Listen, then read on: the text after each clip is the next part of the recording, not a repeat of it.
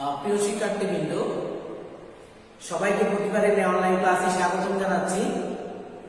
আজকে বিশেষ ক্লাসটি বিবিএ দ্বিতীয় বর্ষে যারা আছে তাদের জন্য, অ্যাকাউন্টিং এবং ম্যানেজমেন্ট ডিপার্টমেন্টের জন্য। আজকে আমি বিজনেস কমিউনিকেশন নিয়ে আলোচনা করছি। বিজনেস কমিউনিকেশন একটা টপিক নিয়ে আলোচনা করছি। সেই টপিকটা হচ্ছে বিজনেস রিপোর্ট রাইটিং। ব্যবসায়িক যে প্রতিবেদন লিখতে হয় সেটা কিভাবে লিখতে হয় সেটা নিয়ে আলোচনা করব। তবে রিপোর্ট মিন্স রিপোর্ট কি, আগে আমাদের জানতে হবে রিপোর্ট রাইটিং কি, বিজনেস রিপোর্ট রাইটিং কি, সেটা নিয়ে ধারণা লাভ করতে হবে। এগুলো অ্যাকাউন্টিং ডিপার্টমেন্টে আসলেও ম্যানেজমেন্ট ডিপার্টমেন্টের রিপোর্ট সম্পর্কে কিছু অবশ্যই বর্ণনা আসে আর ডেসক্রিপশন আসে। আর report means reporter to come back, অর্থাৎ রিপোর্ট শব্দটি রিপোর্টার থেকে এসেছে। আর report means any description or a statement who was not the scheme, অর্থাৎ রিপোর্ট হচ্ছে একটি বিবৃতি বা বর্ণনা, কোনো দৃশ্যপট নয়। That means report means business report is the written message presenting information will be the help and decision to business problem, অর্থাৎ এই বিজনেস রিপোর্টটা হচ্ছে তৈরি করা হয় বিশেষ করে ব্যবসায়িক বিভিন্ন ধরনের সমস্যা যেগুলো থাকবে সেগুলো সমাধান করার জন্য এই বিজনেস রিপোর্টটা তৈরি করা হয়। তাহলে business report is a অরালি objective communication, a factual information that serves some business purpose. A business report is a orally objective communication, a factual information that serves some business purpose. অর্থাৎ ব্যবসায়িক যে বিভিন্ন ধরনের উদ্দেশ্য থাকে সেই উদ্দেশ্যগুলো যখন একজন এবং আরেকজনের মধ্যে উদ্দেশ্যগুলো শেয়ার করা হয়, এটা নিয়ে যে একটা প্রতিবেদন তৈরি করা হয় বা রিপোর্ট তৈরি করা হয় উদ্দেশ্য নিয়ে, সেটাকে আমরা ব্যবসায়িক প্রতিবেদন বলে থাকি। প্রিয় শিক্ষার্থীবৃন্দ, আমরা ব্যবসায়িক যে প্রতিবেদনের যে আওতা, business the scope of business আর রিপোর্ট, ব্যবসায়িক প্রতিবেদনের যে আওতা সেগুলো নিয়ে আলোচনা করব। The scope of business report can be discuss, অর্থাৎ ব্যবসায়িক যে প্রতিবেদনের যে লিখা হয় সেগুলো নিয়ে আলোচনা করছি। আওতাগুলো: বিজনেস রিপোর্টস আর widely use formulating and upgrading organizational policy and procedure, অর্থাৎ ব্যবসায়িক যে প্রতিবেদনটি প্রশস্ত এবং এটার মূলনীতিগুলো অবশ্যই পলিসিগুলো, মূলনীতিগুলো সংগঠনের ক্ষেত্রে একটা প্রতিবেদন হিসেবে সাহায্য করে, প্রতিবেদন হিসেবে সেটি ব্যবসায়িক ইয়াতে সাহায্য করে। রিপোর্ট প্রোভাইড, প্রতিবেদনটি সরবরাহ করে opportunity to look into available investment area for future investment. যখন ভবিষ্যৎ বিনিয়োগের ক্ষেত্রে এই রিপোর্ট বিভিন্ন ধরনের সুযোগ সৃষ্টি করে, নতুন নতুন ইনভেস্টমেন্টের ক্ষেত্রে অ্যাভেলেবল ইনভেস্টমেন্ট, অন্যান্য বিনিয়োগের ক্ষেত্রেও এটি কাজ করে। The development ideas and concept of new product are presented through a report, অর্থাৎ বিভিন্ন ধরনের যে আইডিয়া, যেগুলো ধারণাগুলো অবশ্যই একটি রিপোর্টের ক্ষেত্রে, প্রোডাক্টের উন্নয়নের ক্ষেত্রে, ডেভেলপমেন্টের ক্ষেত্রে এটি অবশ্যই প্রতিবেদনে নতুন নতুন পণ্য উৎপাদনের ক্ষেত্রে সাহায্য করে। Report help the company to formulate effective means হচ্ছে কার্যকর, বিভিন্ন ধরনের মেকিং স্ট্র্যাটেজি মিনস কৌশল।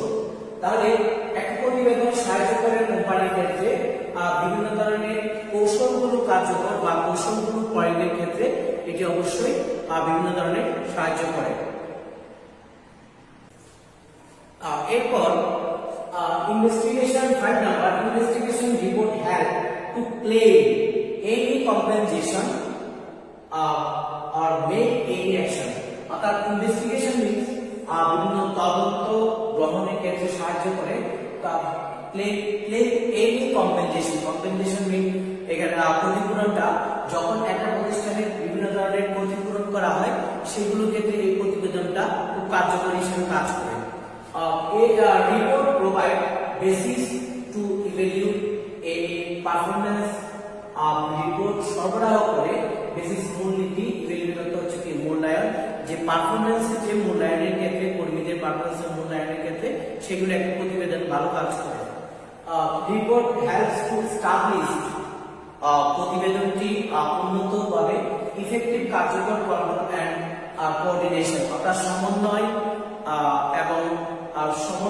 এবং কার্যকরের ক্ষেত্রে উন্নয়নশীল কার্যকরের ক্ষেত্রে বা নিয়ন্ত্রণের ক্ষেত্রে কন্ট্রোল এন্ড কোঅর্ডিনেশন সমন্বয় এবং নিয়ন্ত্রণের ক্ষেত্রে এই রিপোর্টটা অবশ্যই কার্যকর ভূমিকা কাজ করে। The scope of business report can be discussed অর্থাৎ আমি এই আওতাগুলো অবশ্যই একটা রিপোর্টের ক্ষেত্রে কার্যকর ভূমিকা ইফেক্টিভ হিসেবে কাজ করে বা ইফেক্টিভ ডেভেলপমেন্ট হিসেবে কাজ করে। তাহলে এই স্কোপ অফ এগুলো নিয়ে আলোচনা করেছি। আমরা কোয়ালিটি অফ বিজনেস রিপোর্ট নিয়ে আলোচনা করব। একটি রিপোর্ট তৈরি করতে যে গুণগুলো থাকে, যে কোয়ালিটিগুলো থাকে, পারপাসগুলো থাকে, এগুলো নিয়ে আলোচনা করব। তাহলে দেখো, the objective of the report must be properly defined অর্থাৎ একটি রিপোর্টের অবশ্যই তার উদ্দেশ্য সম্পর্কে ধারণা থাকতে হবে। রিপোর্ট তৈরির উদ্দেশ্য কি? Objective of the report must be properly defined উদ্দেশ্যটা সম্পর্কে আগে নির্দিষ্ট করতে হবে। 2 number, specific rules suitable to a specific type of report should be followed অর্থাৎ যে নীতিগুলো আর রুলসগুলো, যে নির্দিষ্ট পরিমাণ রুলসগুলো বা নীতিগুলো অবশ্যই এখানে লিখিত এবং স্পেসিফিক টাইপ বর্ণনা অবশ্যই রিপোর্টের মধ্যে প্রতিবেদনের মধ্যে থাকতে হবে। 3 number report should be drafted maintaining simple and familiar language অর্থাৎ এটি অবশ্যই নির্ধারণ করে সিম্পল সহজ আর সরল ভাষা অবশ্যই হতে হবে। এরপর 4 number, there should be presentation of accurate and proper information of the report অর্থাৎ প্রতিবেদনে নির্ভুল তথ্য অবশ্যই থাকতে হবে যেটা রিপোর্ট প্রতিবেদন করতে যাতে বাধা না হয়। 5 number, proper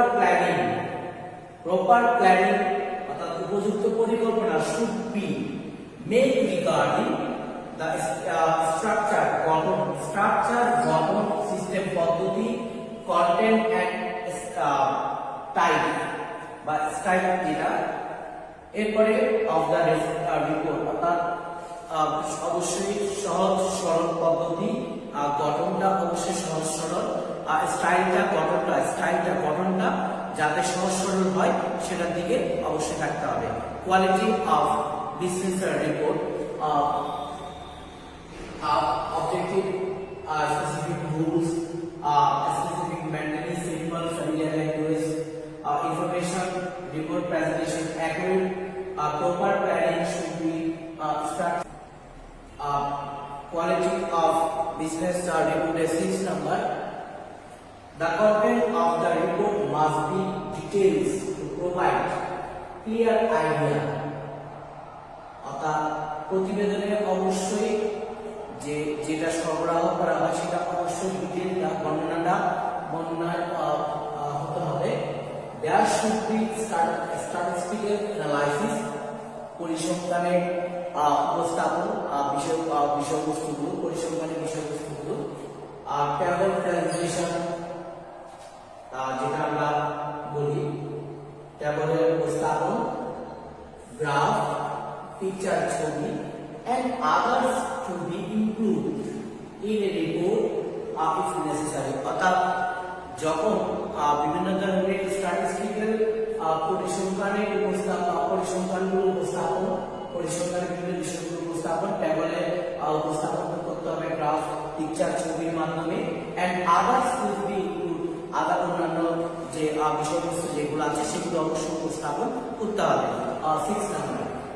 7 number, report must be neat and clean, অর্থাৎ প্রতিবেদন অবশ্যই পরিচ্ছন্ন হতে হবে।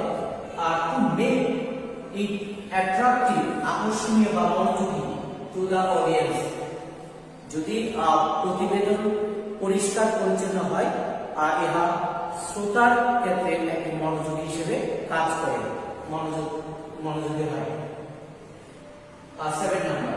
8 number, report must B neutral and based on the actual fact, অর্থাৎ এই প্রতিবেদনটি অবশ্যই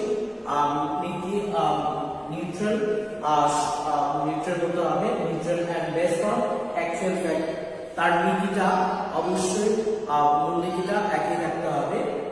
the signature of the reporter, 9 number, must be important. The signature of the reporter, একজন রিপোর্টারের ক্ষেত্রে স্বাক্ষরটা, রিপোর্টারের স্বাক্ষর, দ্য ডেট, তারিখ, drafting the report should be placed in the right place of the report, অর্থাৎ একই প্রতিবেদনে যে স্বাক্ষর এবং তারিখ যথাযথ স্থানে অবশ্যই থাকতে হবে। তাহলে কোয়ালিটি অফ এ বিজনেস রিপোর্টের ক্ষেত্রে objective, neat and clean, date of signature, এরপর আমরা যেটা statistical analysis, representation, graph, picture and others reports are necessary. এরপর বিভিন্ন ধরনের এই তথ্যগুলো অবশ্যই কোয়ালিটি অফ বিজনেস রিপোর্টে অবশ্যই থাকতে হবে বা এটার উপরে নির্ভর করে কোয়ালিটি অফ বিজনেস রিপোর্ট। অর্থাৎ একটি ব্যবসায়িক প্রতিবেদন তৈরি করতে গেলে যে স্কোপটা জানতে হবে, মানে আওতাগুলো থাকতে হবে, এরপর গুণগুলো অবশ্যই থাকতে হবে। তাহলে প্রিয় শিক্ষার্থীবৃন্দ, আমরা বিজনেস পাবলিকেশনের বিজনেস রিপোর্ট রাইটিং নিয়ে আলোচনা করেছি আজকে। এই বিজনেস রিপোর্ট রাইটিং, একটা রিপোর্ট রাইটিং তৈরি করতে গেলে যা যা দরকার হয় এই রিপোর্ট এগুলো সম্পর্কে ধারণা লাভ করতে হবে। ধারণা লাভের পর বিজনেস রিপোর্ট সম্পর্কে স্ট্রাকচারটা সম্পর্কে অবশ্যই ধারণা লাভ করতে পারবে। এই স্ট্রাকচারটা যদি ধারণা লাভ করতে পারো তাহলে অবশ্যই একটা প্রতিবেদন ইজিভাবে তোমরা অবশ্যই লিখতে পারবে। তাহলে বইয়ের মধ্যে যে স্ট্রাকচার যেগুলো আছে সেগুলো একটু দেখে নিবে, আর এই রিপোর্টটা সম্পর্কে যে বিস্তারিত আলোচনা করেছি সেগুলো একটু দেখে নিবে অবশ্যই বইয়ের মধ্যে। আর অবশ্যই ভালো থাকবে এবং আমাদের যে নিয়মিত যে ক্লাসগুলো আছে অবশ্যই সেগুলো করে যাবে। তাহলে আজকে এই পর্যন্ত আলোচনা করেছি, আগামী ক্লাস অবশ্যই দেখা হবে। আজকে পর্যন্ত আলোচনা করেছি, সবাইকে ধন্যবাদ জানিয়ে আমি এখানে শেষ করছি।